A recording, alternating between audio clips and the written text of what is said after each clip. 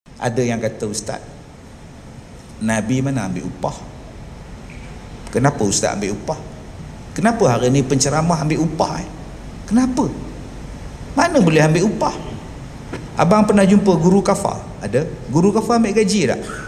Jangan bayar gaji, ikhlas. Pergi ke pejabat mufti, jangan ambil gaji mufti, ikhlaslah sebagai mufti. Sallallahu ala Muhammad, sallallahu ala Muhammad, sallallahu ala Muhammad, sallallahu ala Muhammad.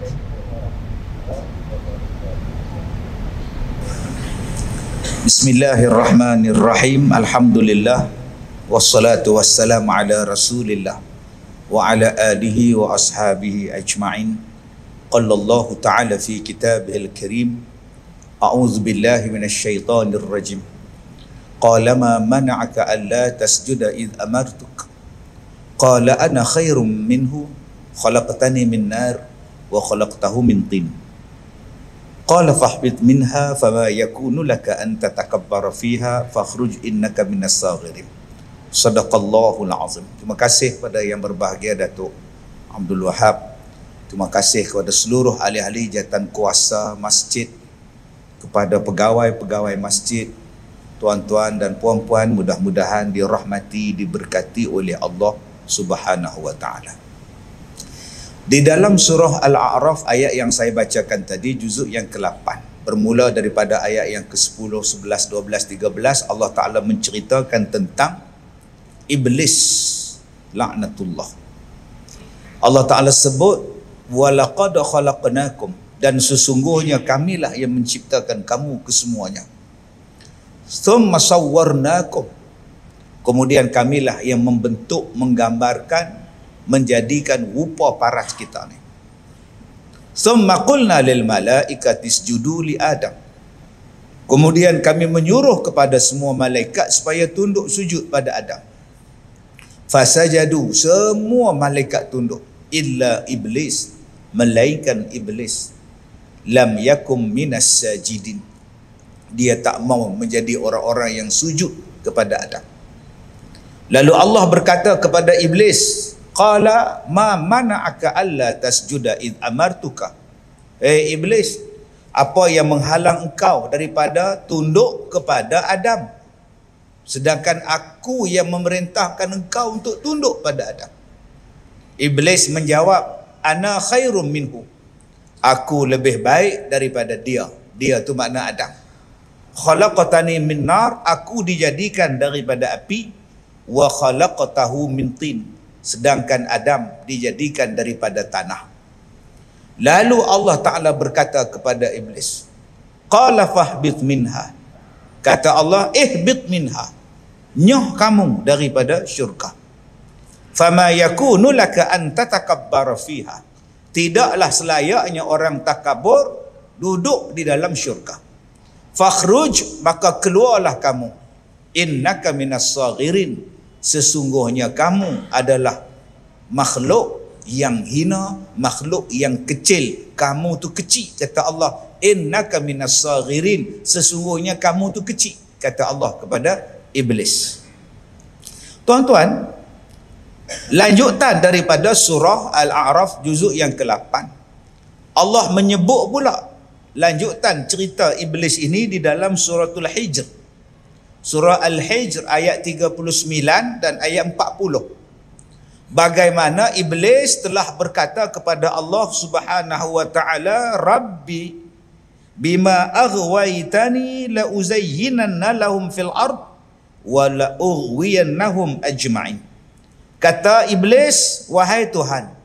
Iblis masih memanggil Allah dengan panggilan Rabb. Kata dia, qala Rabbi, wahai Tuhan. Disebabkan anak-anak cucu Adam punya paksailah aku ni jadi diisytiharkan sesat. Anak cucu Adam punya paksailah aku ni keluar daripada syurga. Maka kata iblis, aku bersumpah akan menjadikan cantik perbuatan maksiat mereka di atas muka bumi. la uzayyinanna lahum fil ardi, segala perbuatan maksiat mereka aku akan hias bagi nampak cantik atas muka bumi ini. Dan kata iblis lagi, wala ughwiyannahum ajma'in, aku akan menyesatkan anak-anak cucu Adam keseluruhannya. Tetapi iblis bagi tahu, ayat 40 surah Al-Hijr, illa ibadaka minhumul mukhlasin, melainkan yang tak boleh dia sesatkan ialah daripada kalangan hamba-hamba engkau yang ikhlas kepada engkau. Ni dia tuan-tuan. Nak cerita ikhlas tu, cerita bab Adam, cerita bab iblis, baru jumpa. Yang iblis tak boleh hasut, yang iblis tak boleh bagi sesat, yang iblis tak ada kuasa nak bagi kita ni sesat, bila kita ini menjadi hamba Allah yang ikhlas. Itulah pentingnya ikhlas dalam amalan kita, dalam kehidupan kita. Iblis tak jadi apa, tak boleh buat apa. Tuan-tuan yang saya muliakan, zaman sekarang adalah zaman vokal. Bukan setakat penyanyi je vokal. Hari ini orang pun jadi vokal. Kadang-kadang orang yang alim diam, orang yang jahil pula bercakap ambo. Seolah-olah agama ni bapak dia punya. Seolah-olah hukum Tuhan ni dia tak, yang mana dia sesuai dia ambil, yang mana rasa berat dia buang. Dia kutuk depan-depan dia. Tu nama dia vokal. Jenis cakap tak tapih. Macam iblis jugalah, lebih kurang. Iblis pun lebih kurang macam tu. Iblis pun lebih kurang macam tu. Dia tahu Allah yang jadikan dia. Ana khairum minhu khalaqtani min nar. Aku lebih baik pada Adam. Aku dijadikan daripada api, Adam dari tanah. Dia tahu yang menjadikan dia ialah Allah. Dia mengaku. Khalaqtani min nar. Aku daripada api. Siapa yang jadikan engkau daripada api? Allah. Siapa yang perintahkan engkau untuk tunduk pada Adam? Allah. Habis itu apa masalah engkau? Apa masalah engkau, iblis? Engkau mengaku Allah yang menjadikan engkau daripada api. Dia mengaku Allah yang buat dia. Dan siapa yang keluarkan order untuk tunduk pada Adam? Allah. Kalaulah dia tengok siapa yang menjadikan dia, kalaulah dia tengok siapa yang bagi arahan pada dia, dia tak bantah. Sebab Allah. Tetapi iblis ni, dia tak tengok siapa punya order, dia tak tengok siapa punya arahan, yang dia tengok apa arahan itu. Apa arahan tu? Arahannya tunduk pada Adam. Oh, ni parah ni. Bahasa kita sekarang lah, bahasa TikTok. Ni parah ni kita ni. Dia tengok pada order, dia tak tengok siapa yang mengeluarkan arahan. Yang mengeluarkan arahan ialah Allah yang menciptakan kau. Kalau demikian, tunduk sajalah. Pasal Allah punya order. Aku tak tahu apa. Allah punya order. Aku ikut je. Tak. Dia tak tengok siapa. Dia tengok apa. Maka dia jadi vokal. Aku lebih baik daripada dia. Pasal apa aku nak tunduk pula? Hang tu pun Allah Ta'ala jadikan. Kamu tu pun Allah Ta'ala cipta. Ada hati nak lawan Tuhan. Begitulah hari ini orang vokal. Dia lupa yang dia tu pun Allah Ta'ala ciptakan. Yang datangnya perintah itu ialah Allah. Tunduk sajalah. Taat sajalah. Siapa yang jadikan makcik? Allah. Siapa yang suruh makcik tutup aurat? Allah. Habis kenapa tak tutup? Dia vokal. Ini hak saya. Kenapa saya nak jadi hipokrit? Saya akan tutup bila sampai masa. Okey, jangan paksa saya. Okey? Wah. Vokal betul tuan-tuan. Akak, siapa yang jadikan akak? Allah. Siapa yang membenarkan laki-laki menikah lebih seorang? Allah. Yang akak bantah buat apa? Suami akak tak pakai Tesla. Dia pakai Honda Accord je pun salah. Oh, vokal. Bantah betul hukum Tuhan. Kau nak bantah laki kau menikah dua tu kau punya pasal. Tapi jangan kau bantah hukum. Jangan bantah hukum. Sampai suruh kaji balik. Boleh tak boleh kita ni haramkan laki-laki kahwin lebih pada seorang. Oi. Kalau kamu tak setuju dengan hukum Tuhan, jangan duduk di bumi. Pindah bumi lain. Pindah ke bulan ke? Bulan pun Allah buat. Matahari boleh, silakan. Matahari pun Allah buat. Vokalnya hari ni tuan-tuan, apa yang dia pertikai? Nabi Ibrahim, Allah perintah sembelih anak dia, Nabi Ismail. Kalaulah perintah tu jadi pada mak sanggup tak sembelih saya, mak akan cari Tuhan lain. Ada ke Tuhan suruh sembelih anak? Ini dia bahasa vokal sekarang. Ustaz, saya tak pernah minta dijadikan oleh Allah. Saya tak pernah minta dan tak pernah beri izin pun untuk dijadikan. Kemudian bila saya dijadikan, tertakluk pada saya halal dan haram. Bila saya buat benda haram, saya dihumban dalam neraka. Kalau Allah tak jadikan saya, tak timbul saya masuk neraka. Kenapa Allah jadikan saya? Yang ni kena kat saya entah soalan. Sila jawab Ustaz. Ustaz, kita ni jahat sebab apa? Sebab apa kita jahat? Sebab adanya iblis yang menghasut kita. Okey. Kalau Allah tak jadikan iblis, semua kita baik. Soalan saya, kenapa Allah jadikan iblis, kemudian iblis goda kita, hasut kita, kemudian kita ikut iblis, kita masuk neraka? Kalaulah Allah tak jadikan iblis, baik semua orang. So itu soalan saya lah. So apa masalah? Akak nak cakap Allah tak betul. Akak nak cakap Allah tu tak betul sebab menjadikan iblis. Macam tu? Saya tak cakap macam tu. Sebab tu saya tanya tadi, so what? Jawab je lah. Apa kehendak akak daripada soalan tu? Saya cuma soal pada Ustaz, kenapa Allah jadikan iblis? Kerja dia menggoda kita, akhirnya kita masuk neraka. Kalau Allah jadikan semua malaikat baik semua, tak ada kita masuk neraka.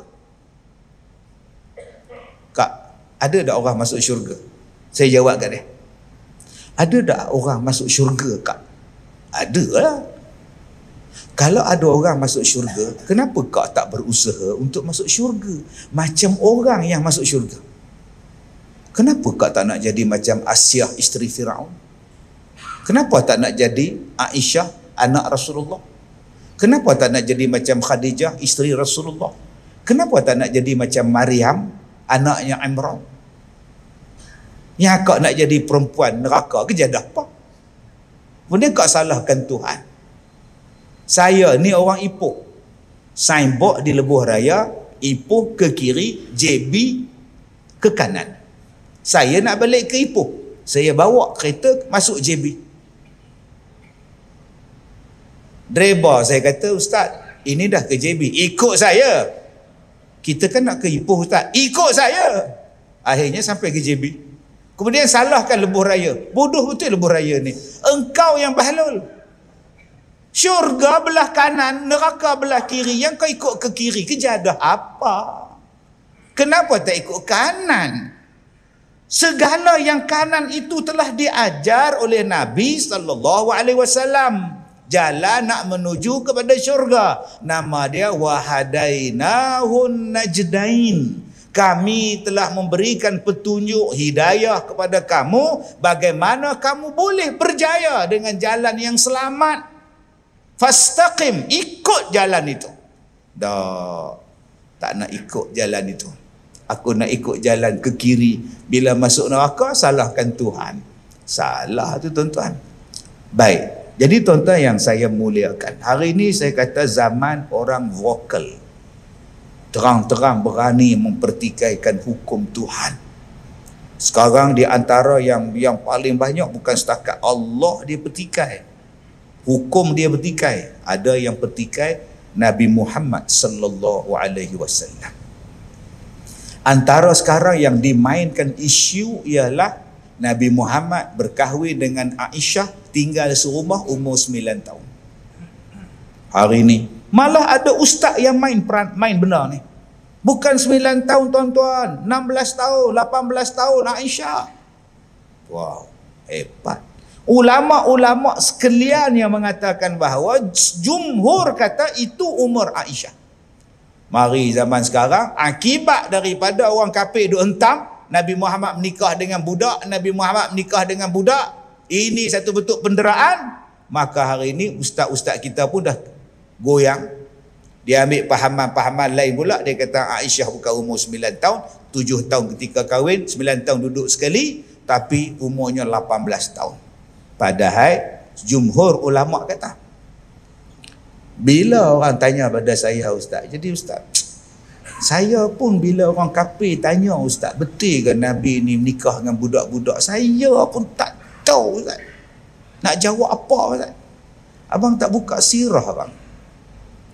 Abang tak buka sirah. Anak Nabi perempuan berapa orang, laki berapa orang. Yang laki-laki ni meninggal kecil-kecil. Ibrahim meninggal kecil, Qasim meninggal kecil, Abdullah meninggal kecil. Yang perempuan ni saja. Yang paling last meninggalnya Aisyah. Bukan Aisyah, Fatimah. Fatimah. Anak Rasulullah. Fatimah. Cuba tengok. Umur berapa Kalsum menikah? Umur Kalsum. Umur berapa Zainab menikah? Orang Arab pada masa itu kahwinkan anak dia umur berapa? Dalam Islam dikahwinkannya pada usia akil baligh. Akil baligh boleh nikah.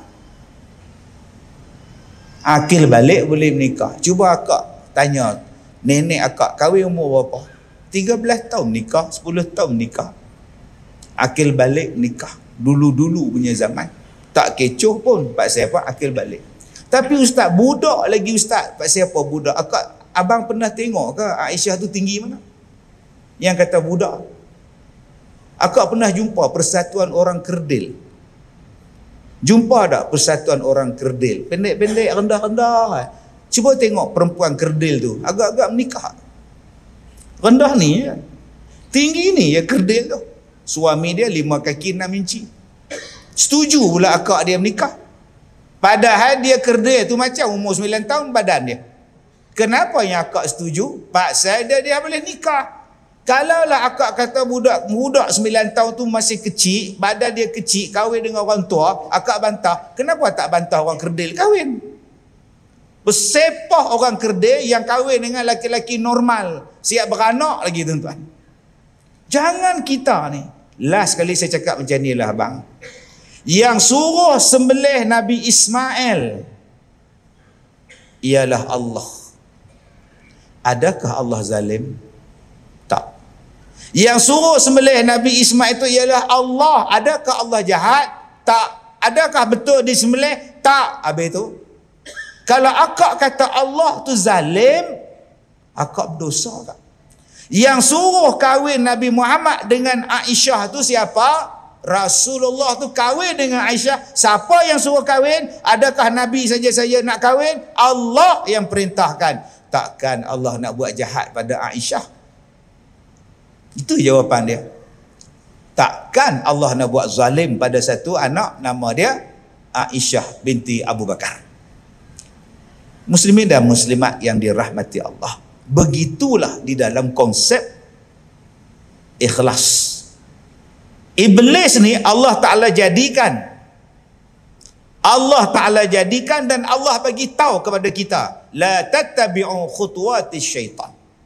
Jangan kamu ikut jejak langkah syaitan. Innahu lakum aduwwum mubin. Sesungguhnya dia adalah musuh yang paling nyata sekali. Berapa banyak ayat Allah pesan, jangan ikut iblis, jangan ikut iblis. Dia musuh kita. Soalan dia, kenapa yang kita ikut iblis? Bila kita ikut iblis, kita salahkan Allah. Bila Allah soal kita dalam kubur, bila tak lepas jawab, malaikat tanya tak lepas jawab, kita salahkan Allah. Tak lepas jawab di hari kiamat masuk neraka, kita salahkan Allah. Padahal waktu di dunia dulu kamu yang ikut iblis, kamu tak nak ikut Rasulullah. Masa bila saya ikut iblis, Ustaz?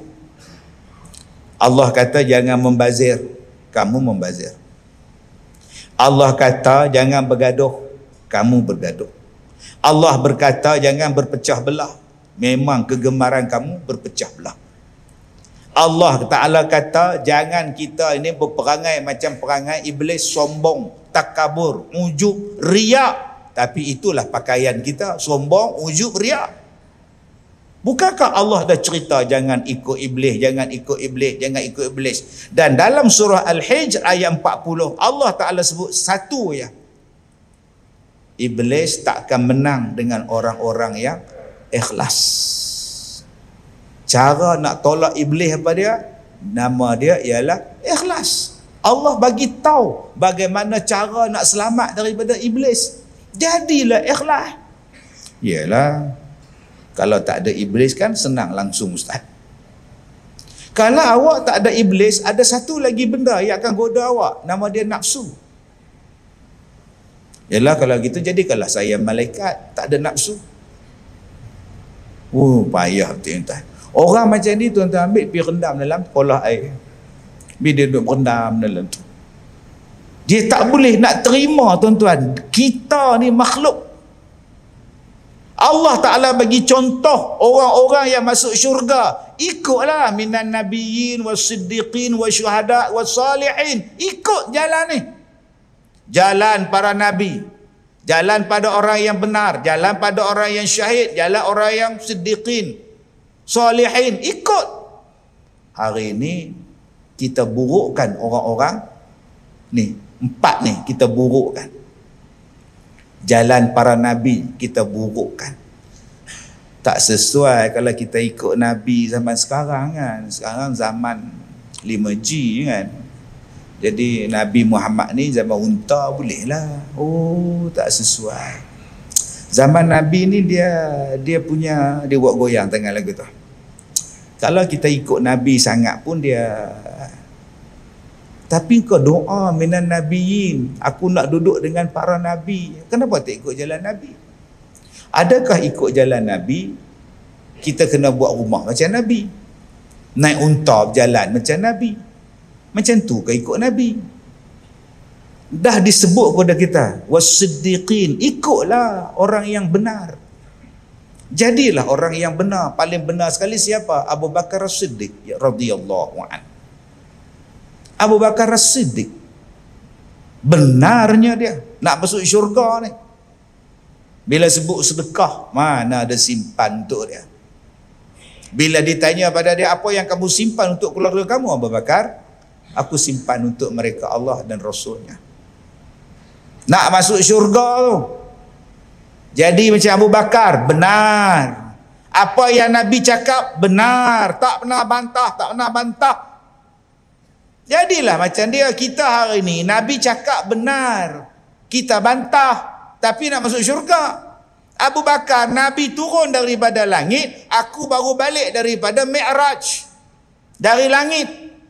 Orang kata dekat dia, Abu Bakar, Muhammad baru balik daripada langit, baru balik daripada Palestin. Engkau percaya Abu Bakar?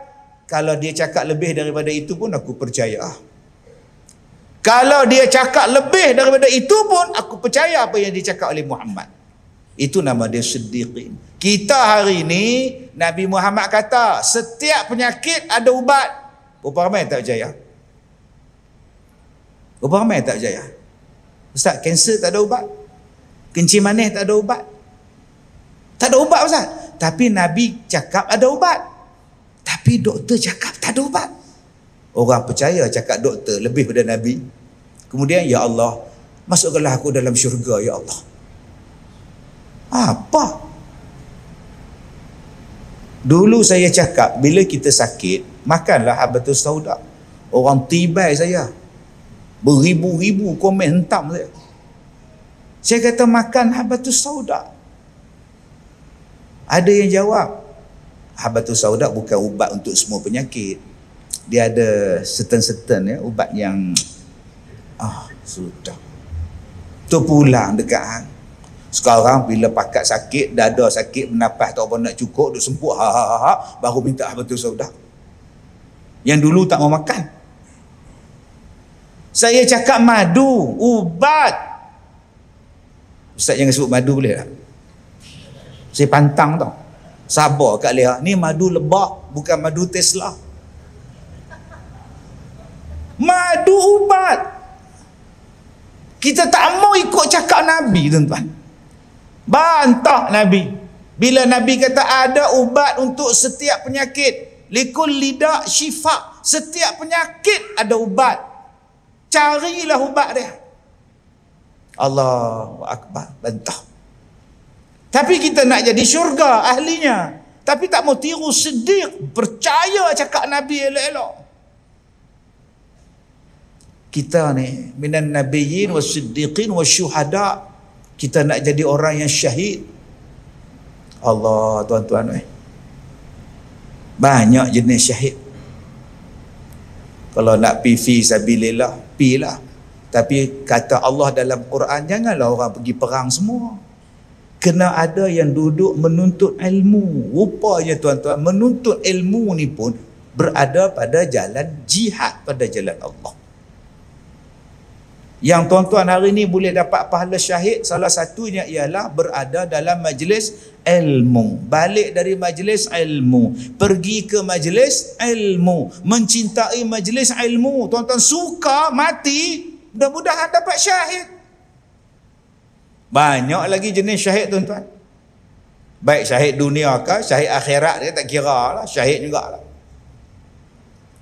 Tuan-tuan yang saya muliakan, maka Allah Ta'ala dia bagi tahu kepada kita yang nak selamat daripada gangguan iblis, godaan iblis, hasutan iblis, mukhlis.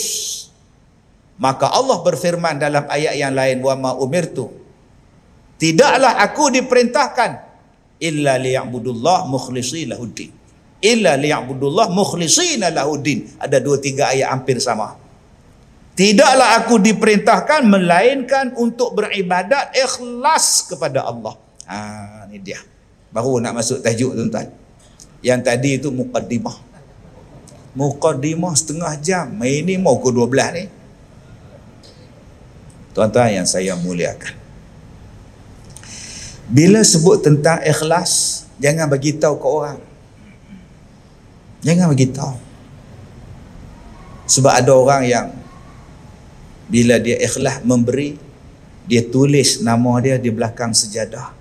Ikhlas daripada hamba Allah. Kalau dah ikhlas tu saya tulis lah. Hang tulis pun ada juga. Ikhlas daripada Ustaz Kazim. Boleh ke Ustaz? Tulis-tulis tu Ustaz. Ada yang derma Ustaz, papan mok cek dia besar Plywood Ustaz. Tu dia. 6 orang angkat Ustaz. Memang tak ikhlas Ustaz. Siapa? Ni adalah korporat mana tak tahu. Baik tuan-tuan, langsungkah kita tak boleh bersedekah, tak boleh menderma, tak boleh tulis nama dekat whiteboard bila kita bersedekah? Jamuan berbuka puasa dan mareh Masjid Al-Muttaqin, malam pertama 1 Ramadan, Haji Abdullah sekeluarga. Tak ikhlas Haji Abdullah ni. Ada nak sponsor orang buka puasa, bagi nama siap sekeluarga kena gitu. Habis itu nak tulis apa? Tulis hamba Allah sajalah. Bila hamba Allah malam tu, Tok Siak, Tok Bilal, Tok Imam duk tunggu. Mana dia makanan buka puasa ni, dah pukul 6 belum sampai lagi caterer. Telefon lah siapa dia? Hamba Allah. Siapa hamba Allah tu? Hamba Allah. Hamba Allah. Siapa nak jawab? Harus tulis nama Haji Abdullah sekeluarga. Silakan. Siap nombor telefon lagi.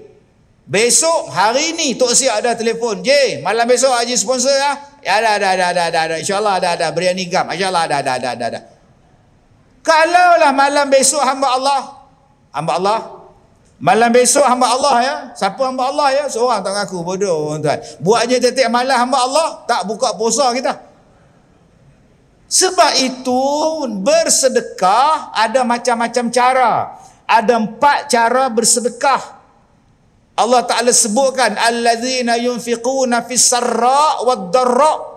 Yang pertama, orang yang membelanjakan harta dia waktu dia senang.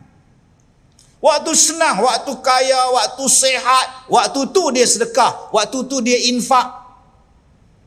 Masya Allah, ini paling hebat ni. Paling hebat tuan-tuan, umur 24, belum kahwin, memerlukan duit untuk rumah, kereta, nak menikah, nak simpan.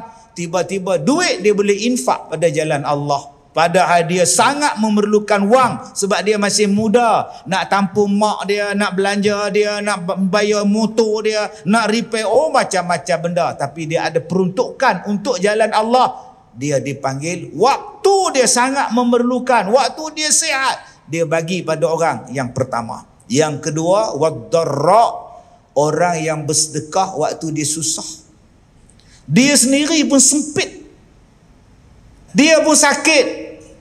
Tiba-tiba dia panggil tu imam datang rumah dia. Imam, saya nak sedekah untuk masjid. Bawah bantal saya ni ada duit, ambillah RM1,000. Masukkanlah tabung wakaf. Waktu dia susah, dia boleh bagi ke orang. Dia sendiri pun tak cukup. Dia pun miskin. Pencen 500 je sebulan. Tapi tiap-tiap bulan dia bagi 100 dekat masjid. Orang macam ni pun besar pahala dia. Yang ketiga, orang yang bersedekah secara fisirri, sembunyi-sembunyi. Senyap-senyap, dia bubuh dalam tabung. Bubuh dalam sampul surat, dia masukkan dalam tabung masjid. Contoh, seorang pun tak tahu. Waktu dia masuk tabung tu, dia tengok CCTV seluruh dia, dia pakai face mask, tak nampak. Orang ingat dia nak mencuri, padahal dia nak derma. Punya takut orang tahu. Senyap-senyap je dia sedekah. Orang lain langsung tak tahu. Habis hari Jumaat tok siap buka tabung. Loh, siapa yang sedekah ni 10,000? Tak tahu siapa. Yang keempat, orang yang bersedekah wa alaniyah, bersedekah secara terang-terangan. Allah sebut tu fisirri wa alaniyah. Orang yang bersedekah secara sembunyi dan orang yang bersedekah secara terang-terangan. Maknanya harus bersedekah secara terang-terangan.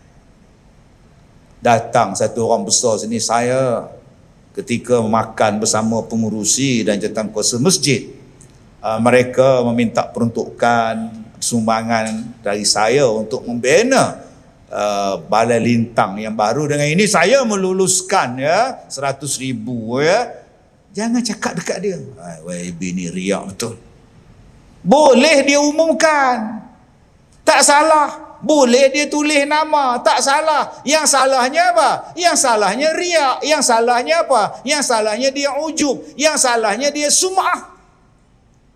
Tulis nama tak apa, Haji Abdullah sekeluarga. Malam buka puasa makan, habis tarawih makan. Besok Haji Abdullah tanya, macam mana semalam? Iftar, sedap? Buka puasa sedap semalam? Nasi biryani? Sedap Tuan Haji. Itu saya dah tu. Yang tu baru salah. Sebulan tu sebut itu lah. Masuk malam ketiga dia buat compare pula. Macam mana nasi biryani saya dengan nasi dia, mana sedap? Tuan Haji lah bagus, begini Tuan Haji. Oh, sibuk dah sedekah-sedekah lah, sibuk tanya pula. Bila kita datang sembahyang dekat masjid, jumpa dekat parking. Macam mana kapet baru? Sedap sembahyang? Sedap lah, bagus lah, lembut. Sujud pun terasa lah. Wah, rasa macam malas bangun pula bersujud. Saya lah wakaf tu. Itu yang salah.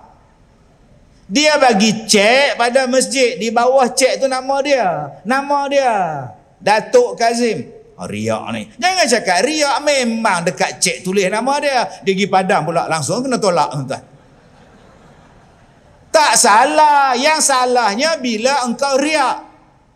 Walaupun saya pencen tak banyak ya, macam Haji Mat, macam Haji Yusof, Walaupun saya biasa-biasa saja pencen, tapi saya tetap bersedekah, tak macam dia orang. Yang tu yang salah. Engkau nak sedekah, sedekahlah. Yang kau kutuk orang tu buat apa? Yang kedua, nama dia ujub. Kalau tak ada saya, engkau orang masih lagi semayang atas kapet yang keras tu. Ini saya tak boleh tengok orang sujud atas kapet keras. Ya, maklumlah kapet tu dah keras. Kita pula ramai yang gaut. Bila nak turun sujud, aduh, turun sujud. Yang ketiga, sum'ah. Dia suka tanya orang, jemaah cakap apa bila saya sumbangkan kapet baru tu? Jemaah kata apa? Jemaah rasa seronok lah kan.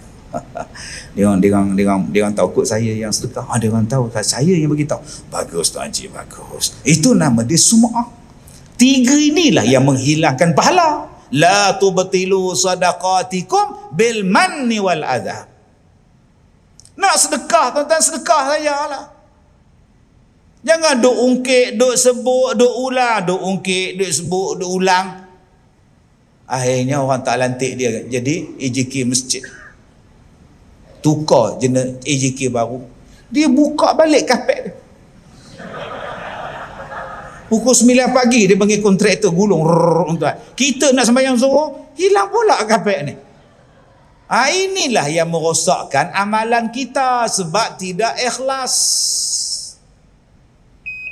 Kita bila buat macam ni tuan-tuan, Allah seronok tuan-tuan. Tengok malam ni berapa ratus yang datang. Tengok hari Jumaat berapa ribu yang sembahyang. Ambil wuduk. Air wuduk tu bil air kita bayar. Orang lain tak tahu pun kita bayar berapa banyak menggugurkan dosa-dosa kita. Tuan-tuan, berapa ramai yang duduk di atas kapet ni.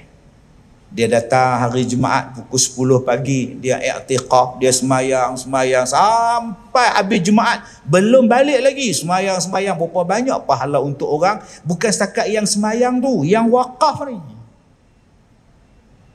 Tapi pahala-pahala itu tidak akan sampai kepada kita kalau kita tak ikhlas. Allah Ta'ala perintah kepada kita untuk ikhlas. Tapi ustaz, susahnya nak jadi ikhlas. Ya, saya pun susah nak jadi ikhlas. Tambah-tambah kalau sampul surat tak bagi, lagi tak ikhlas. Panggil tak bagi sampul, tak datang. Berat orang tuan.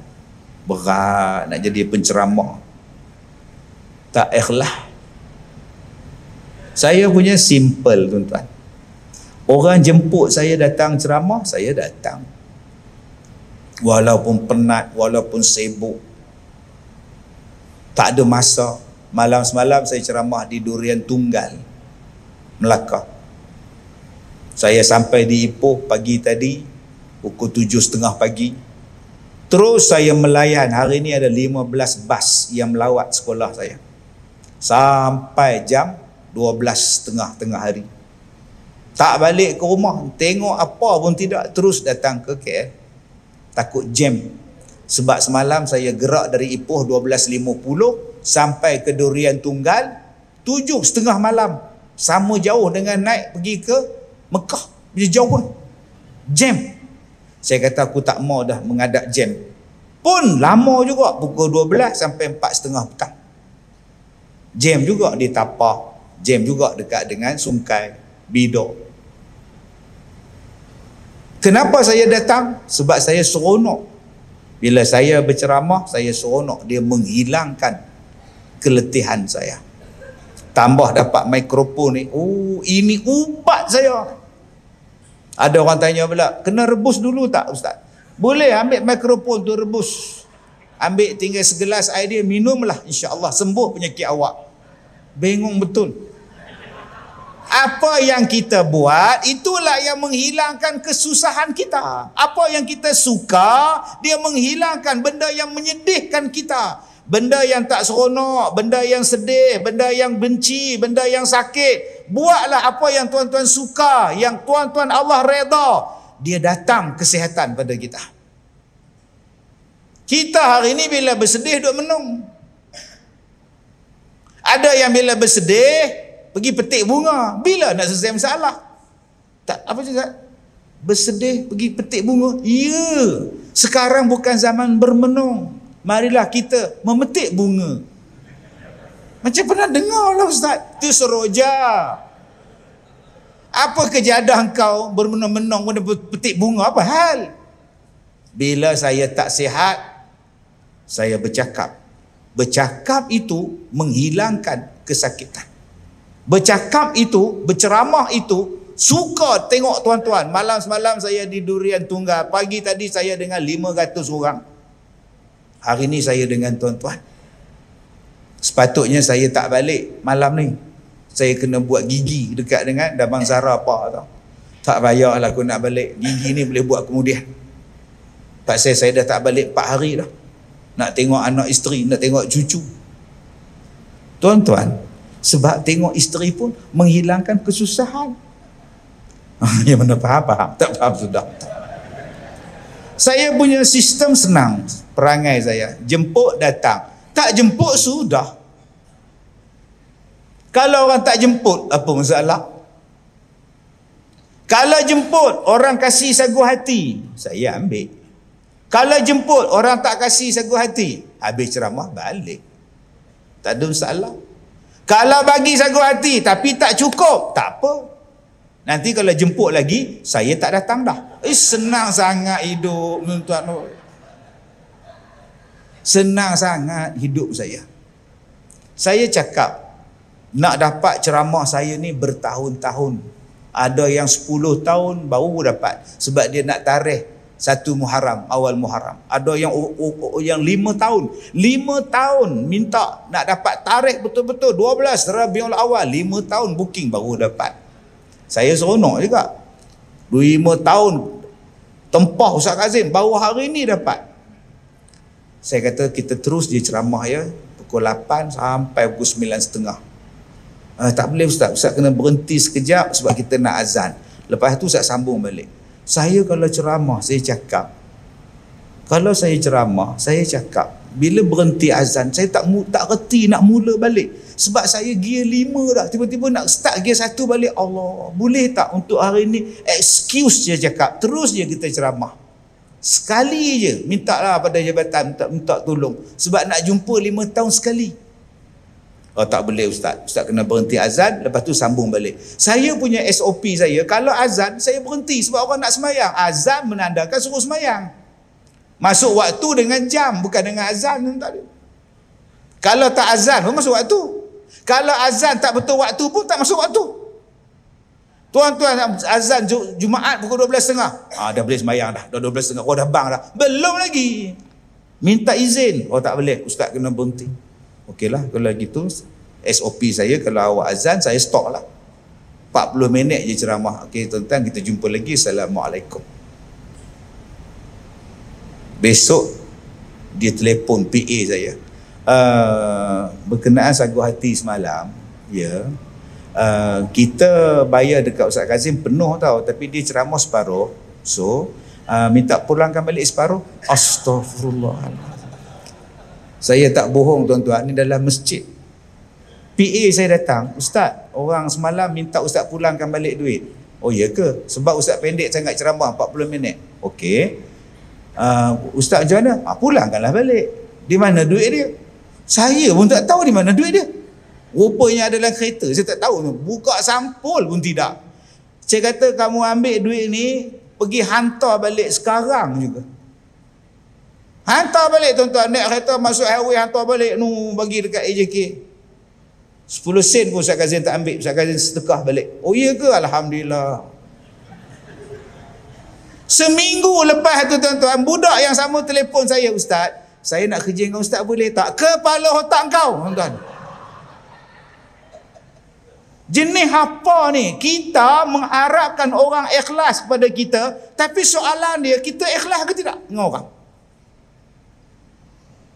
Ada satu orang dia telefon, dia kata, Ustaz kami nak panggil program ceramah. Ustaz, baik. Di mana? Kena naik kapal terbang, merentah Laut Cina Selatan.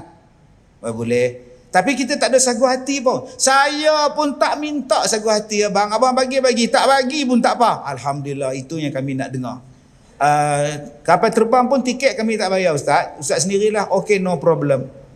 Hotel tak ada ustaz. Kita tidur kat masjid ustaz. Baik. Okey ustaz ya, boleh ustaz ya? Tiket kapal terbang pun semua tak ada ustaz. Kita jihad ustaz. Baik. Nanti saya beli basikal, saya akan bawa naik basikal. Bila ustaz nak sampai, nak lentah ke Sepahang, Laut Cina Selatan, dah tiket kapal terbang tak ada. Macam-macam tuan-tuan. Kadang-kadang kita minta orang ikhlas, tapi kita sendiri tak pernah ikhlas dengan orang. Macam mana ni tuan-tuan kehidupan kita ni? Macam mana kehidupan kita ni nak betul tuan-tuan? Kadang-kadang kita minta guru ikhlas mengajar, anak murid tak pernah ikhlas mengaji dengan guru dia. Macam mana nak timbulnya keberkatan? Kadang-kadang kita ni solat kepada Allah, tapi kita tak pernah ikhlas kepada Allah. Macam mana semayang itu nak jadi inna salata tanha 'anil fahsya' wal munkar? Ada yang kata, ustaz, Nabi mana ambil upah? Kenapa ustaz ambil upah? Kenapa hari ni penceramah ambil upah? Kenapa? Mana boleh ambil upah? Abang pernah jumpa guru kafar? Ada? Guru kafar ambil gaji tak? Jangan bayar gaji. Ikhlas. Pergi ke pejabat mufti, jangan ambil gaji mufti. Ikhlaslah sebagai mufti. Pergi pejabat qadi, jangan ambil gaji. Ikhlaslah sebagai qadi. Yang mana jadi saksi menikah, jangan ambil saksi menikah. Ikhlaslah tuan saksi. Awak kerja apa? Saya kerani, ada gaji.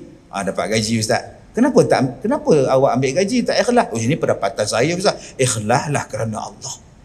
Yang lainnya semua boleh ambil gaji. Yang tak boleh ambil gaji imam. Ikhlaslah imam. Tu imam nak makan apa? Dia makan angin pun kena bayar tau. Tuan-tuan ingat imam ni makan angin free ke? Walaupun angin kena bayar. Tapi hari ini kita faham imam kena ikhlas, Bilal kena ikhlas, pengurusi masjid kena ikhlas. Habis tu dia nak makan apa? Abang, beras dah habis. Ikhlaslah leha. Sudah. Isteri imam kata, abang, ikhlas kerja ada apa abang pun? Jadi tuan-tuan kena faham, ikhlas bukannya letak tang situ. Sebab tu saya kata tadi, jangan bagi tahu dekat orang, saya ikhlas tolong awak, saya ikhlas buat benda ni. Tak payah cakap, sebab Allah Maha mengetahui. Innallaha alimun bizatis sudur. Allah tahu. Kalau awak cakap ikhlas pun tapi hati awak tak ikhlas, tetap tak ikhlas. Sebab tu tuan-tuan, bersihkan hati kita. Mai masjid, bersihkan hati. Waktu hari Jumaat, orang derma dalam tabung tu, bersihkan hati. Kadang-kadang kita ambil duit masuk RM10. Kemudian kita tengok tabung tu, siapa yang tak masuk? Pakai Mercedes, tak masuk duit. Aku Honda Cup pun RM10. Dia tengok sampai habis mata tu. Tengok. Bila tabung tu pusing belakang dia, ke belakang pula dia tengok tuan dia.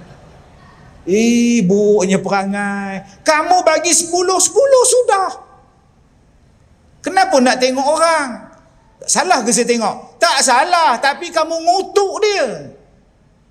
Taklah ustaz, takkan dia tak bagi derma? Dia rumah besar, pencen besar. Mungkin dia dah masuk dalam tabung masjid. Waktu dia masuk masjid, kamu tak nampak. Dia tak nak masuk dalam tabung bergerak, dia bubuh tabung yang statik. Mana kamu tahu? Jangan menilai orang. Kita kadang-kadang tuan-tuan suka menilai orang. Dia tu tak pergi haji, tapi pakai jubah, pakai sorban. Macam pergi haji. Aku ni dah 4 kali haji, pun sorban tak pakai. Kau suka dia lah dia pakai sorban ke apa benda ke? Kenapa suka menilai orang? Sebab tu tuan-tuan, nak bersihkan hati tu macam mana? Dia ada 2 ketakutan. Sebab manusia ni macam-macam takut. Ada yang takut dengan hantu. Ada orang tanya ustaz, kenapa asal sebut hantu je perempuan? Kenapa hantu laki tak ada? Mana saya tahu. Asal hantu je Pontianak. Bubuklah jantan nak ke? Pontianak tak habis-habis. Ada yang takut dengan gemuk. Abang-abang jangan bagi hadiah hari jadi dekat isteri kita alat penimbang. Ni beli kat Melawati Mall. Bungkus elok-elok, isteri buka-buka balik hadiah tu, penimbang. Dia campak atas kepala kita tu. Sebab benda yang paling dia benci alat timbang tuan ni. Oi, macam-macam. Takut gemuk. Ada yang takut kepada penyakit. Takut penyakit. Dulu kita takut dengan COVID. Pakai topeng semua, face mask. Sampai mandi dekat laut pun pakai face mask. Saya tengok anak beranak duk berenang face mask. Kejadah apa kau pakai face mask? Punya takut lah tuan-tuan. Oh, takut penyakit. Ada yang takut dengan tua. Ada yang takut dengan tua. Saya sejak macam-macam ni tuan-tuan. Saya kerja macam-macam benda kat Leha. Saya buat kat Leha. Saya jadi penyanyi. Saya jadi pelakon. Saya jadi macam-macam lah kerja saya buat. Jadi pak lawak ada, jadi ustaz ada, semua ada. Bila saya duk tengok orang make up, artis make up, patut dalam TV tu nampak tegang. Rupanya dia tarik pipi ni, dia bubuh gang. Lepas tu dia solek. Tak nampak kendur tuan-tuan. Dia tarik tegang. Ui. Sebab tu tuan-tuan tengok Rajinikan tu umur 70 lebih, hero lagi. Padahal 70 lebih dah Rajinikan tu. Dia nak isap rokok pun. Dey, tu Rajinikan ni tu. 70 lebih jadi hero. Rupanya dia make up. Tuan-tuan tengok Syahrul Khan tu. Umur 60 dah, 59 dah. Tapi hero lagi. Rupanya dia make up. Dia lawan tua. Masya Allah. Ada yang takut jadi tua. Ada yang takut jadi miskin. Macam-macam jenis ketakutan. Yang kita nak ialah takut pada Allah. Yang tu kita tak tepisat. Takut ni ada dua je yang perlu tuan-tuan takut. Yang takut pada Allah tu mesti dah. Ittaqullah tu mesti dah. Tapi yang melibatkan amalan, dua kita kena takut. Apa dia? Pertama, takut amalan tidak sah. Nombor satu. Kena duduk ni, duduk fikir, aku tadi semayang sah tak? Kita tengok orang semayang, Allahu Akbar. Dia semayang, pernah tak kita tengok orang semayang dan kita bezakan semayang kita dengan semayang dia, semayang dia dengan semayang kita? Pernah tak kita tengok satu orang ambil wuduk dan kita bezakan ambil wuduk dengan kita? Ada orang semayang tegak, sedangkan kita semayang pula goyang-goyang.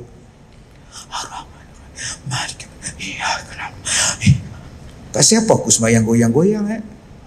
Sedangkan semayang itu kena berdiri tegak. Ada yang semayang tuan-tuan macam kena tiup angin. Alhamdulillah Ar-Rahmanir-Rahim. Ada jenis tu. Tuan-tuan tak takut ke semayang kita tidak sah sebab tidak ada tomak ninah? Tuan-tuan tak takut ke semayang kita tak sah sebab baca Fatihah tak betul? Ada yang angkat takbiratul ihram, ada yang angkat takbir tu, takbirnya betul, angkat Allahu Akbar, Allah tangan tu betul, lafaz salah. Allahu Akbar. Panjangnya bang. Apa yang panjangnya? Kenapa panjang? Nak masuk niat. Masuk niat bukannya tu bang panjang. Allah tu kena panjang. Allah yang panjang, bukan Allahu Akbar. Salah. Dah 70 tahun semayang tak betul. Abang tak takut lah. Nasib baik saya pendek ustaz. Cuba buat. Allahu Akbar. Betul tak ustaz? Salah abang. Ya abang panjang bar tu pasal apa? Bar pendek.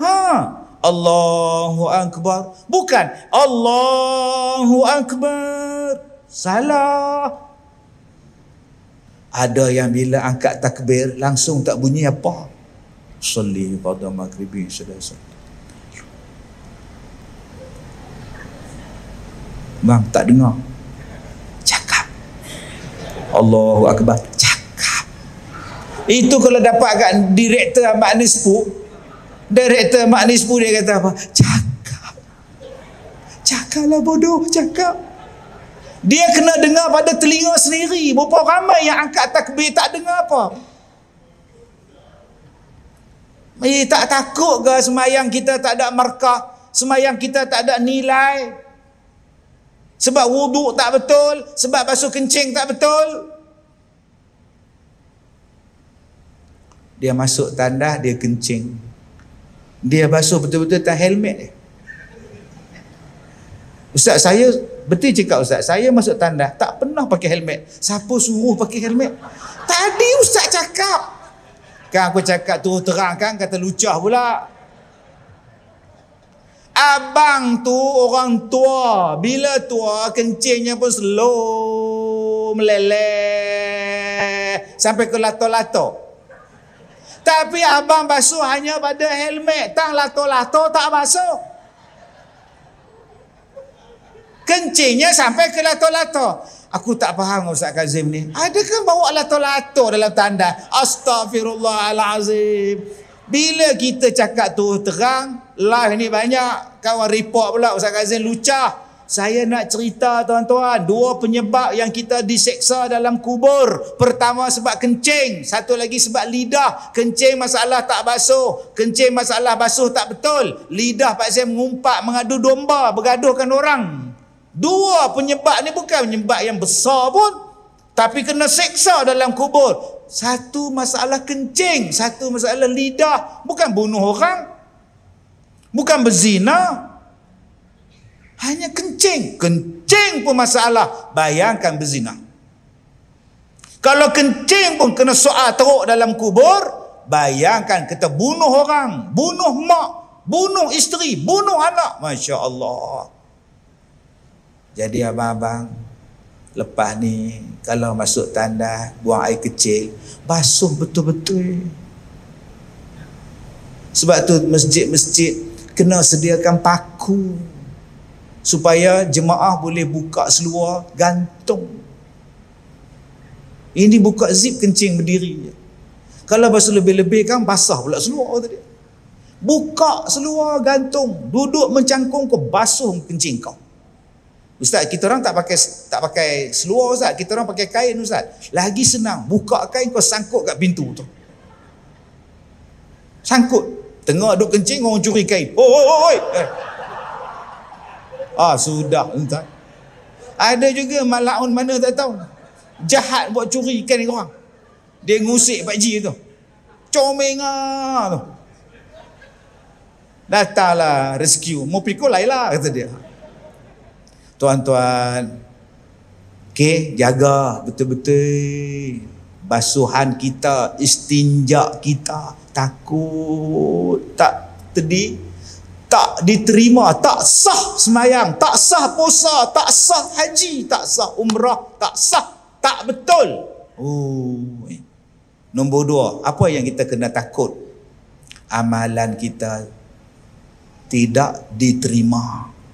Sah tapi tak diterima. Kenapa tak diterima? Sebab awak mengumpat orang. Pahala awak dapat kat orang tu. Sebab awak memfitnah orang. Pahala sembahyang awak dapat kat dia. Sebab awak derhaka pada mak awak, macam mana nak dapat pahala? Sebab awak derhaka pada suami awak, macam mana nak dapat pahala? Sebab awak tak bagi hak pada isteri awak, macam mana awak nak dapat pahala? Sebab awak tak ikhlas. Tu dia. Tak ikhlas. Yang ni yang menakutkan kita yang buat ibadat ni. Kita yang buat ibadat ni, apa yang menakutkan kita? Yang menakutkan kita ialah ikhlas. Datang subuh-subuh, maghrib, bukan subuh 6:03, 6, kalau Perak 6:03, Ipoh. Sini awal lagi lah. Pukul 5:30 kita sampai dah. Orang belum sampai.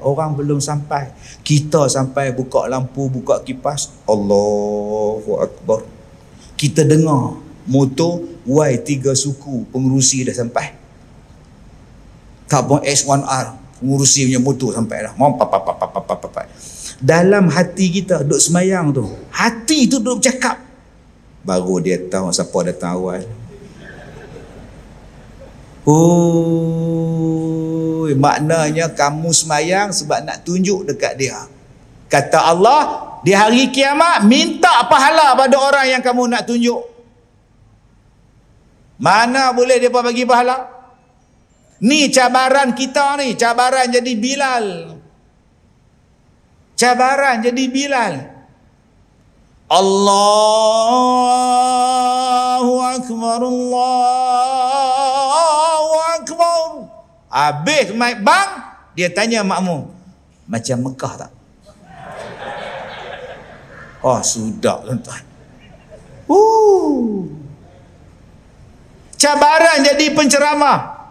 Ustaz ceramah yang penuh masjid. Baru ni ada kami panggil ustaz tu, Allah ustaz, satu sah pun tak penuh ustaz. Oh, ustaz datang ramai, kita pun kembang dada. Teruknya pahala tak ada sebab kamu riak, ujub semua. Habis tu ustaz macam mana nak jadi ikhlas ustaz? Tuan Bilal azan, sedap Bilal, jatuh dalam hati saya, hadza min fadli rabbi. Dah cukup.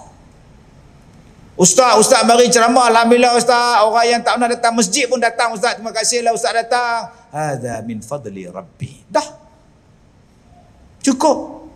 Cantiknya menantu awak, hadza min fadli rabbi. Ini tidak, bila orang puji je, cantik betul menantu awak. Itu pun saya cari di Kashmir.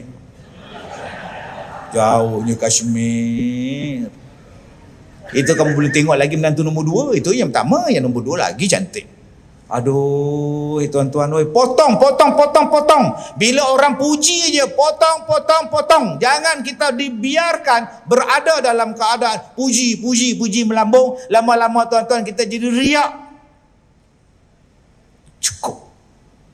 Sebab iblis ni tuan-tuan, dia goda kita.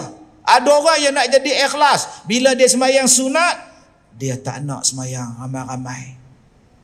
Nanti kalau dia sembahyang ramai-ramai, bila dia sembahyang sunat, orang lain semua duduk, dia sembahyang sunat. Dalam hati dia cakap, kena sembahyang elok-elok, orang nampak. Ini mesti dia orang tengok aku sembahyang ni. Bismillah. Dia tak mau macam itu. Sebab tu ada yang sembahyang sorok-sorok kat belakang. Balik langsir, balik tiang. Allah. Adakah setan tak datang pada dia? Setan datang. Allahu Akbar.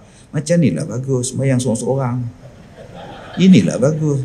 Bukannya macam dia tu menunjuk depan orang, macam aku lah bagus.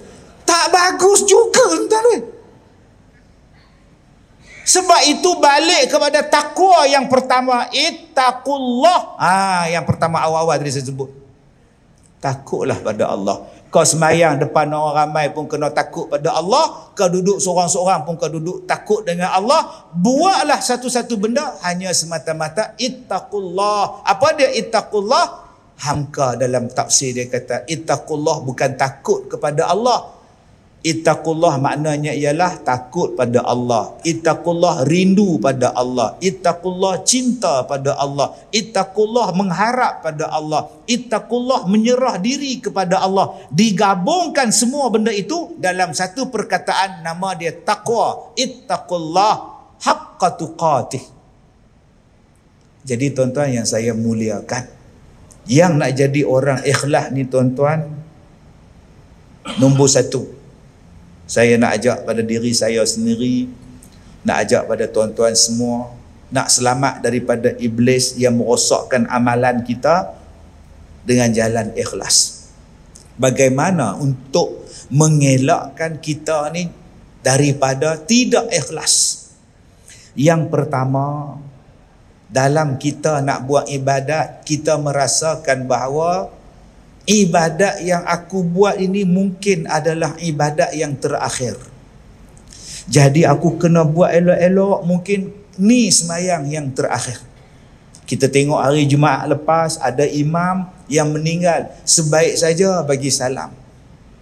Jumaat yang terakhir pada dia, cantik, habis-habis salam meninggal. Ada sahabat saya baca khutbah, waktu khutbah yang pertama elok, kemudian dia duduk, khutbah yang kedua dia nak bangun, dia tak bangun-bangun dah. Dia meninggal waktu duduk antara dua khutbah. Bayangkan tuan-tuan, orang yang meninggal dengan saat yang begitu cantik. Anak murid saya tuan-tuan, umur dia 70 lebih, pengetua pencen. Dia meninggal hari Jumaat, waktu orang duduk sembahyang subuh, jari dia tegak. Jari tangan dia tu tegak duduk tahiyat. Sujud sajadah tu, last kali tu. Orang dah bagi doa, orang bagi salam, bagi baca doa, dia duduk tegak lagi. Orang tepuk bahu dia, rupanya dia meninggal. Dia meninggal ketika jari telunjuk dia tegak. Apa makna tuan-tuan? Tidakkah dia meninggal waktu dia mengucap? Manisnya tuan-tuan, oh manisnya hidup, kesudahan dalam keadaan husnul khatimah. Jadi kalau kita nak nombor macam tu, nak jadi ikhlas, aku bersihkan hati aku, ini mungkin ibadat aku yang terakhir. Aku nak buat betul-betul. Mungkin kita layan isteri kita, ini layanan terakhir. Layan betul-betul. Abang, jomlah pergi kedai. Jom abang bawa. Bawa isteri pergi kedai. Beli telur. Beli beras. Tak komplain, tak merunguk, tak apa. Bawa. Banyaknya barang. Kita dah habis stok bang. Tak komplain, bawa untuk isteri. Tunggu isteri dekat kedai, tunggu, tak komplain. Tak ada dia cakap, oi, baliklah. Lembab betul lah, aduh. Sabarlah bang. Saya ni beli barang bukan macam abang pilih. Abang tu beli bawang 1 kilo. 1/2 kilo tak boleh pakai. Saya nak elok-elok lah bang. Sabarlah kejap. Hei, duk hei saja. Tengok-tengok mati isteri dia malam tu. Isteri mati. Apa yang kita buat? Tak. Menangis apa? Saya marah dia lambat balik tadi. Saya pergi dengan dia ke kedai. So, dia pilih barang tu lambat. Saya marah dia. Saya rasa berdosa dengan dia. Cuba abang layan yang terbaik. Abang nak gelang, yelah ke Ampang, ada Pak Cik Habib jual barang situ. Jom sekarang juga kita ke kedai Habib. Mati puas hati tak? Puas hati. Begitulah akak-akak, suami minta bubur kacang je pun masak je lah. Ni duk sibuk baca Quran. Kalau ada bubur kacang sedap kan? Pergi belilah bang. Ya ayyuhalladzina amanu. Kacang. Tengok baca Quran, kacang. Kena gauk baru tahu. Ya si Samu Yasin pula. Suami pilah pasal malam beli 2 bungkus. Satu untuk dia, satu untuk isteri dia. Elok nak belok ke rumah, langgar dek kereta. Jiran bawa bubur kacang 2 bungkus. Kak Som, suami Kak Som ada kat hospital. Dia kena langgar dengan motorkar. Ini bubur kacang kami jumpa dalam harga motor dia. Mati suami Kak Som. Agak-agak macam mana? Dia nak bubur kacang, mak tak masak, mak tak tahu lah. Sampai ke mati, senyeseknya. Kemudian buat tahlil pula, 3 malam bubur kacang. Tok Siak dah tanya dah. Malam besok Kak Som bubur kacang. Yelah, teringat ke arwah. Dah mati nak buat apa engkau bagi bubur kacang? Sebab tu akak-akak sebelum dia meninggal, buat yang terbaik. Dia minta sign je, bagi. Antara sain dengan buat bubur kacang, mana lebih susah? Sain yang senang. Bubur kacang boleh buat, takkan sain lagi senang daripada masak bubur. Ni aku malas dengar ceramah haram jadah ni tuan. Haram jadah dia kata tuan. Saya bagi contoh. Okey, nombor 1, kita bayangkan bahawa ini yang terakhir pada aku. Aku nak ikhlas betul. Sekali lagi kita nak sembahyang isyak. Buat yang terbaik. Allahu Akbar. Allah sedang perhatikan aku. Allah sedang mencatat. Allah sedang buat yang terbaik. Jangan waktu sembahyang tu ingat macam-macam. Segala benda yang boleh menghilangkan ingatan pada Allah, selesaikan siap-siap sebelum sembahyang. Antaranya apa? Nak ke tandas. Abang-abang yang mana nak terkencing, pergi kencing siap-siap. Tak apalah, sembahyang dululah. Padahal kencing dah kat ujung-ujung dah. Ujung-ujung dah ni. Imam pula apa mimpi malam tu. 1 rakaat, 1 muka surat. Wa basyirin ladzi ketok tuan. Agak-agak makmum tu dia buat apa tuan? Tak kena maki tu imam tu. Dah cakap kalau nak ke tandas pergi dulu. Tapi saya nak dapat rakaat yang pertama dengan imam. Nak buat macam mana abang dah nak terkencing? Abang tu makan ubat jadin. Kencing mana? Memang nak kencing kerak. Kalau kita ada hajat, selesaikan dahulu. Apa dia? Makan. Abang, nasi dah siap, mainlah makan. Abang nak sembahyang isyak dulu. Makanlah dulu bang. Dah siap ni. Aku nak sembahyang. Tadi abang, sekarang aku.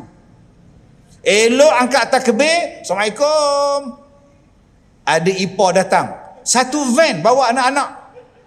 Masuklah makan nasi. Astagfirullahaladzim, Allah. Habislah nasi aku. Telur ikan terbakar tu habislah. Ya Allah. Masa tu tuan-tuan takkan ikhlas ada sembahyang. Nyesal pula aku sembahyang ni. Sebab tu selesaikan. Ni Ramadan akan datang ni. Nak makan dulu ke nak sembahyang maghrib dulu? Kalau nak buka puasa makan dulu, bagus. Makan kurma, minum air lauk, simpan sekejap. Ini tidak, dihidangnya sekali. Datuk pula pergi umum. Dia minta kepada semua jemaah ya, kita buka puasa ni makan kurma dan air sahaja dulu. Nasi selepas maghrib ya, sila beri kerjasama ya. Makanlah kurma 2-3 biji sembahyang maghrib. Agak-agak tuan-tuan, yang sembahyang tu khusyuk. Yang sah paling belakang, sebab aku duduk belakang. Habis-habis sembahyang ni kena cepat, lambat tak cukup. Yang menyesal yang duduk sah depan, silap duduk depan. Ramailah pula malam ni. Aduh. Yang paling tenang dan tawaduk imam. Dia orang dah simpan kat aku dah. Tenang je, tawaduk je rupa dia tuan. La ilaha illallah. Nombor 1, lepas ni kita buat yang terbaik. Yang tu yang saya pegang dalam diri saya tuan-tuan. Bila saya ceramah, saya nak pastikan bahawa ceramah saya ni orang keluar daripada masjid, tak ada gaduh-gaduh. Orang keluar daripada masjid, tak ada pening kepala, tak ada pecah belah. Aku nak menyatukan orang, aku nak bagi faham orang, berkasih sayang. Saya tak boleh tinggalkan tuan-tuan dalam keadaan tuan-tuan benci orang itu, tuan-tuan salahkan orang itu, tuan-tuan laga itu hanya kerana ceramah saya. Saya jahat tuan-tuan. Saya tak mau. Saya bukan duduk di sini. Saya duduk di Ipoh. Bila saya hentam, tuan-tuan ditinggalkan dalam keadaan tak elok. Saya duduk di rumah di Ipoh. Besok tak mana pula saya ceramah. Tapi tuan-tuan di sini bercempera, bergaduh. Buat apa? Itu bukan orang yang ikhlas di dalam menyampaikan ilmunya. Yang kedua, apa yang nak menjadikan kita ni ikhlas? Di dalam kita beribadat kepada Allah, kita kena bayangkan bahawa yang kita buat ini belum cukup. Belum lagi cukup. Belum lagi memadai. Kita kena tengok orang yang buat ibadat lebih daripada kita. Jangan tengok orang yang buat rendah daripada kita. Aku ni sembahyang maghrib okey lah, sembahyang isyak. Mak tu langsung tak datang sembahyang. Aku datang sembahyang Jumaat seminggu sekali ni pun okey lah. Husin tu raya pun datang semayang. Aku ni datang semayang raya sekali setahun pun okey lah. Sebab tengok dolar tu langsung tak datang. Kalau tuan-tuan tengok orang yang lebih teruk daripada kita, memang kita juara lah. Cuba kita bayangkan, ya Allah, macam tadi saya cakap, ada yang meninggal sedang berkhutbah, ada yang meninggal sedang solat, ada yang meninggal sedang baca Quran. Saya jealous tuan-tuan, saya cemburu. Bulan Ramadan yang lepas anak murid saya meninggal, tunggu sembahyang subuh dia baca Quran, meninggal atas Quran tu. Dia kena kanser. Perempuan pukul 4 pagi bangun dah baca Quran. Rumah pondok, dengar jiran-jiran makcik-makcik pondok dengar dia baca Quran. Tiba-tiba senyap. Ketuk pintu nak ajak pergi subuh, rupa dah tak ada dah tuan-tuan. Penghabisan dia baca Quran. Allahu Akbar. Aku ni penghabisan aku apa? Itu masalah. Tak habis di meja karaoke ke mak. Tak aku ni habis. Takut. Tuan-tuan yang saya muliakan, cubalah kita cari jalan. Buat satu-satu benda yang meninggalkan kesan yang baik pada masyarakat. Saya ingat tahun 2015 saya dapat 4 tiket naik kapal, naik cruise percuma. Kawan saya ni travel punya orang, dia kata, Ustaz, ambil lah tiket ni, Ustaz bercuti lah naik kapal. Saya pun ambil, ajak kawan saya, imam kawan saya, 4 orang. Tak pernah naik cruise, naik sampan pernah, naik bot keliling Langkawi tu pernah, naik cruise 13 tingkat tak pernah. Saya pun bawa beg, jalan-jalan cop pasport, masuk dalam bahagian kapal je, satu orang tarik tangan saya, ajak bergambar. Saya tepih tangan dia. No, sorry, ada one. Tengok foto sir. No. Pasal apa saya lari? Dia suruh saya ambil gambar sebelah model perempuan tu pakai burung merak. Sayap burung merak tu. Burung merak tak jadi masalah. Yang dia tu masalah, pakai bikini je. Kalaulah aku pergi ambil dengan hamba Allah ni, viral satu Malaysia. Kapal apa ni? Masuk dalam saya duduk tengok. Kapal apa ni? Kawan saya ketuk pintu. Ustaz, jom makan. Nak tidur di Ipoh boleh tidur. Jom makan. Jom. Udang berdiri tegak tuan-tuan. Banyaknya makanan, ambil makanan, meja penuh, kursi penuh. Di luar kursi banyak ustaz. Jom kita makan kat luar. Makan dekat luar, menghadap pula kolam renang. Bapa. Yang kita ni pakai kepiah putih tuan-tuan. Yang orang duk berkenan pula berenang. Bapa tuan-tuan. Aku ni silap kapal dah. Nak terjun kapal dah berjalan. Laut pula, mati aku orang. Akhirnya tuan-tuan, duduk dalam bilik menong. Macam mana aku nak buat ni? Ustaz, apa duduk dalam bilik je? Duduk ni tengok pantai, tengok laut malam-malam. Jom. Tinggal kami berempat je tuan-tuan. Tengok kami berempat saja duduk atas kapal, duduk pukul 12 malam. Orang tak ada. Saya tengok bintang di langit. Saya tengok laut yang gelap. Kapal yang sebiji yang begitu besar, bila tengah laut jadi kecil. Saya bingkas bangun, saya kata dekat timbalan saya, Ji, apa kata kita bawa pelajar kita naik cruise, tempatnya kita lepak ni, kita bubus sejadah, kita semayang. Yang depan kolam orang duk mandi tu, ada tempat dia orang duk main muzik tu, kita buat ceramah di situ. Yang pertunjukan sarkis dalam tu, kita buat klinik solat dalam tu. Boleh je. Kita buat kapal ni, orang naik kapal selamat daripada benda-benda tu. Setuju. 4 orang je lah, tak ramai pun. Bila balik tuan-tuan, saya hantar pergi jumpa dengan syarikat. Kami nak bawa orang naik kapal. Kami nak buat pelayaran yang berasaskan Islam. Tokey dari Cina, dia kata, you ada duit ke? Itu soalan pada saya, you ada duit ke? Saya kalau orang kata saya tak ada duit, saya marah. Berapa? Tokey, berapa? 4 juta. Memang tak ada 4 juta. Tak apa, balik dulu. Fikir perut otak. Tak boleh 4 juta nak sewa, kita ambil bilik-bilik, 10 bilik tempah, 20 bilik tempah, 30, lama-lama satu kapal kami ambil. Minta Jabatan Agama turun samak makanan, bekas-bekas makanan, Jabatan Agama turun, bagus tuan-tuan, alhamdulillah. Kasino tu pula tulis dilarang masuk peserta rombongan Ustaz Kazim. Pertama kali semayang di tengah-tengah laut, Ustaz Mokhtar azan. Oh, naik bulu rumah. Tengah-tengah nak semayang subuh, hujan. Turun semayang dalam bilik, nanti masuk dalam dewan, kita buat kuliah. Petang tu Tokey dia datang, Vice President dia panggil saya. Ajak minum. Ustaz, ini kali pertama ini kapal orang Islam ramai naik. Okey. Pertama kali saya tengok itu jam 4 pagi orang pakai putih-putih. Naik saya punya bulu loma.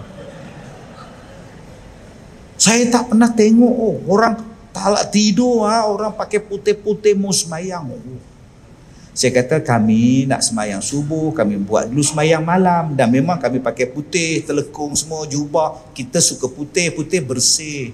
Oh, satu lagi Ustaz, bila you cakap sekarang hujan turun, suruh pergi masuk bilik semayang dalam bilik, saya tengok you punya orang talak tolak.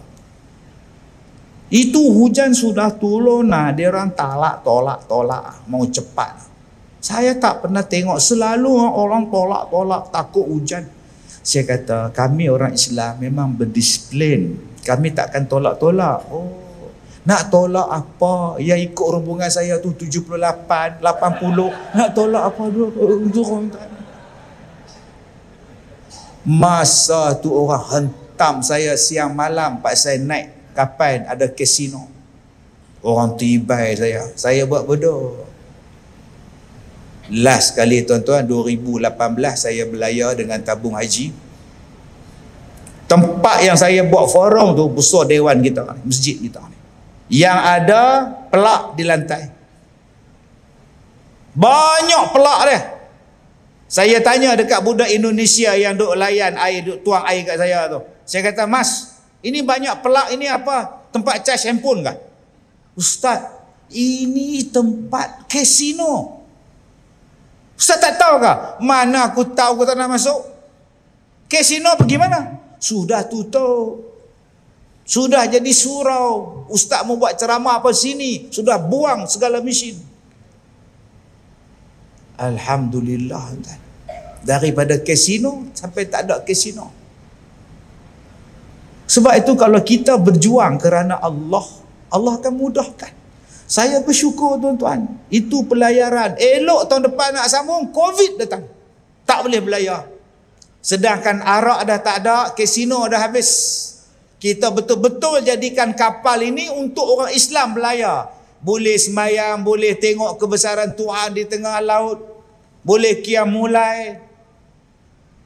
Sebab tu tuan-tuan, jangan cepat kita nak menilai orang.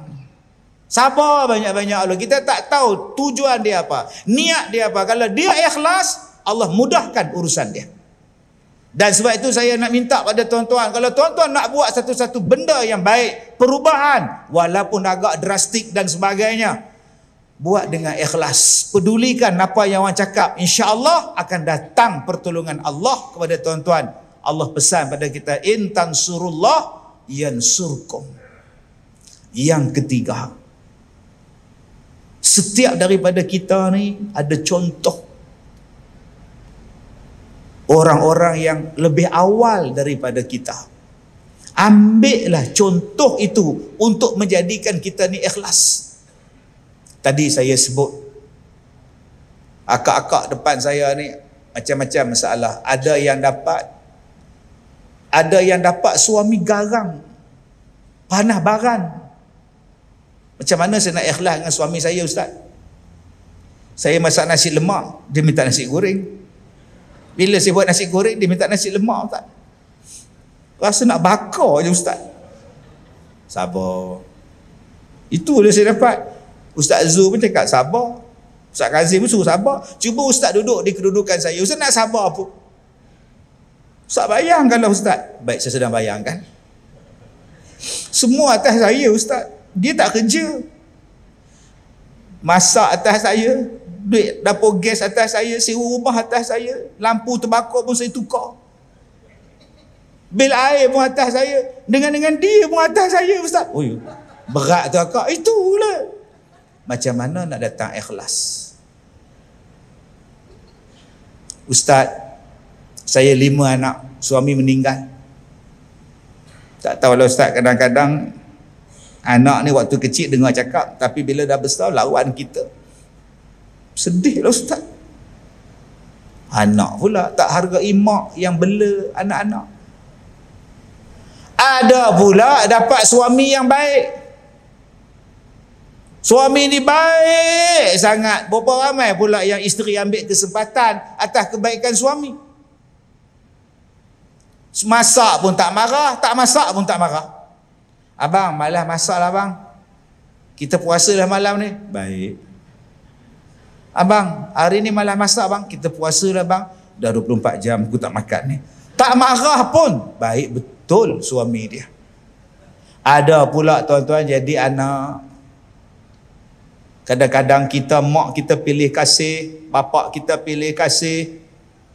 Bila kakak kita menantu yang pertama, kakak ipar balik dari KL, balik kampung, mak jamu dia air Milo. Pergi kedai kejap, kakak kamu nak balik, beli Milo. Tapi bila kita balik, ustaz, mak saya jamu teh cak rimau je, ustaz. Mak pilih kasih. Bilik yang ada aircon, dia bagi pada kakak yang kerja tetap. Saya yang kerja kilang, dia suruh tidur depan TV, ustaz. Macam mana saya nak ikhlas dengan mak yang macam ini? Apa yang berlaku pada akak, semua ada contoh. Akak dapat suami yang garang, yang baran. Ada orang yang dapat macam itu. Ada nama dia Asyah binti Mazahin, isteri Fir'aun. Dia dapat suami akak lagi ganas daripada suami akak. Suami dia lagi zalim, tapi dia sabar akak, dia ikhlas, Allah bagi dia syurga. Suami akak nama apa? On. Suami dia Fir'aun kak. Fir tak ada pada akak tu. On dah sama dah. Sabarlah kak. Ikhlaskan.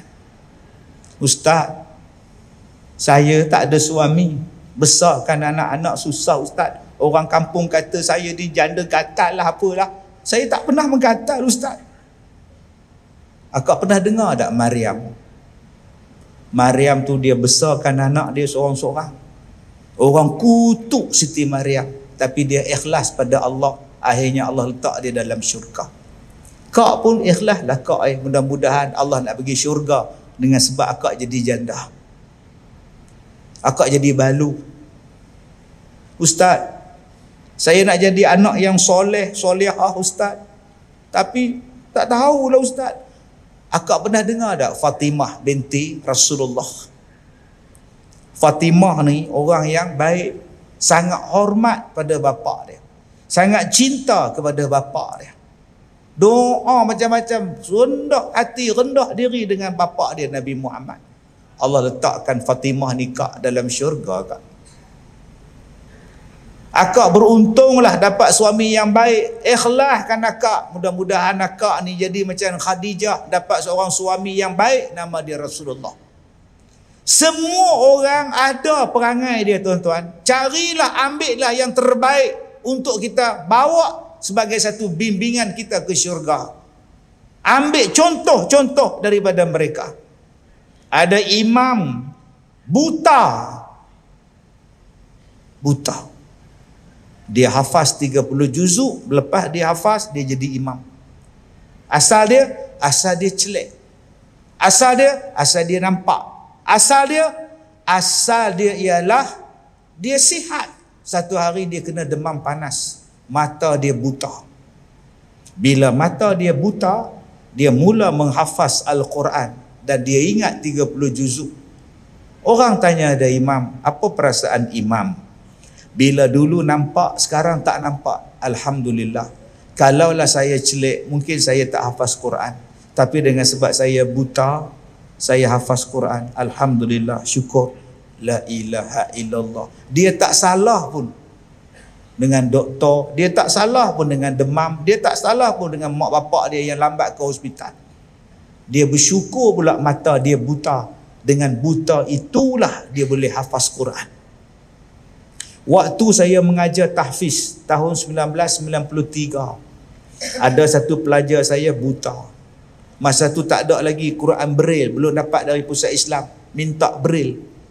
Tuan-tuan tahu tak macam mana dia hafaz Quran? Dia ambil tali tape, dia ulang, dia pasang, dia rewind balik, dia ulang balik, dia pasang.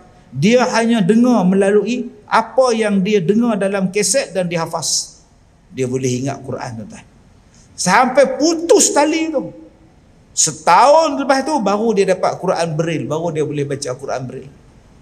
Allah, tuan-tuan. Jadikan apa yang ada kepada kita sekarang jalan untuk masuk syurga. Apa kedudukan kita sekarang ni? Betulkan niat, inilah jalan aku untuk masuk syurga. Mudah-mudahan Allah merahmati kita. Jadi saya minta maaf jika terkasar bahasa. Saya dah berceramah 33 tahun. Inilah kali pertama datang ke sini. InsyaAllah kalau tuan-tuan nak jemput, lagi 33 tahun daripada sekarang. Terima kasih Datuk. Jumpa lagi. Wabillahi taufiq wal hidayah. Assalamualaikum warahmatullahi wabarakatuh.